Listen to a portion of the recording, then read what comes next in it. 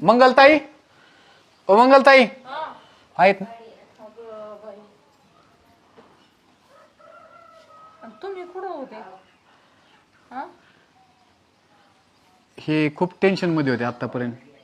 ते मला आहे ना काम मागत होते. ते म्हणायचे काही काम असायचे, रात्र जेवायचे नाही, काही नाही, असं कायम रडायचे.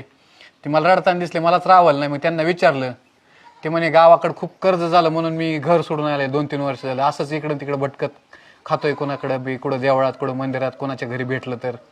काही काम करायची तयारी होती. त्यांना मग मी कपडे दिले आणि मग त्यांना इथपर्यंत घेऊन आलो. त्यांनी घर दाखवलं. आता घर तरी त्यांना बरं राहिलं, नाही तर आम्ही घर तिकडं पलीकडे राहत होतो आधी. तुम्ही 3 वर्ष मध्ये कसला संपर्क नाही तुमचा? कसला म्हणजे त्यांना मी 3 वर्षातून आज बघत आहे. काय सांगावं तुम्हाला, पोरगी आमची 9वीला होती तेव्हा हे प्रकरण झालं. पोरगी 10वी होऊन आता नोकरीला लागली. अहो तुम्हाला काही कसं नाही वाटलं? तुम्ही 3 वर्षापासून गेले, आपली बायको लेकरू आय कुठं हे कसं तुम्ही बघितलं नाही? हा अगं माझं कर्जच तेवढं झालं होतं, काय करणार मी? अहो पण कर्ज फेडता आलं असतं ना, मी काय तुमची साथ सोडली होती का? हा बाई आता कसं खायला आलाय ना बिचारा, हिंडून हिंडून माझा बाबा का तू एवढं ताण. अहो पण त्यांच्यासाठीच नाही आता आपण काय त्यांची वाट रोज पाहते ना मी. वाट आज माझा नवरा येईन, उद्या माझा नवरा येईन. अहो आम्ही दोघांनी मिळून कष्ट करून तसंही मी फेडलंच ना. अहो काय लोक बोलत होते मला दारात येऊ येऊ. हा गेलं टाइम निघून, आलता टाइम पण आता झालं, गेला निघून. सगळ्याचं ऋण पाणी फेडलं, एक घरकुल आलं, त्यात काही पैसे टाकून चांगलं घर बांधलं. हा आणि आज आले. अहो आम्हाला मस्त आनंद झाला, तुम्हाला पण तुम्हाला कधी कसं वाटलं नाही काही? हा अगं मला तरी कसं जाऊ वाटेल, पण काय करणार मी? कधी आले? कुठं होते एवढे दिवस तुम्ही?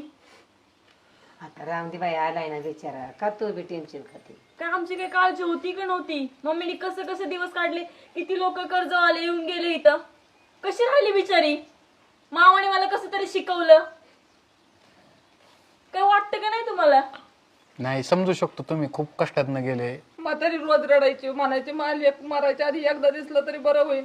आता आम्हाला मग पैशाची अपेक्षा नाही, पण माणूस तर पाहिजे ना घरात. त्यांचं बी एक चुकलं, त्यांनी तुम्हाला असं वाऱ्यावर सोडलं नाही. पण त्यांना बी लोक हाना मारायची भीती वाटायची, तेच घोकायचे. ते मला म्हणायचे की माझ्याबरोबर अशा वेळ, माझ्या फॅमिलीवर काय वेळ असेल.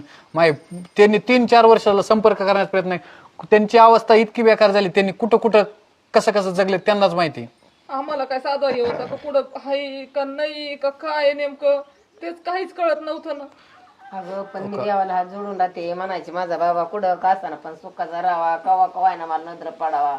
6 महिने येऊन दे, 4 वर्षांनी म्हणजे पण येऊन दे. माणूस आहे, माणूस चुकत असतो. तुम्ही मोठ्या मनाने त्यांना माफ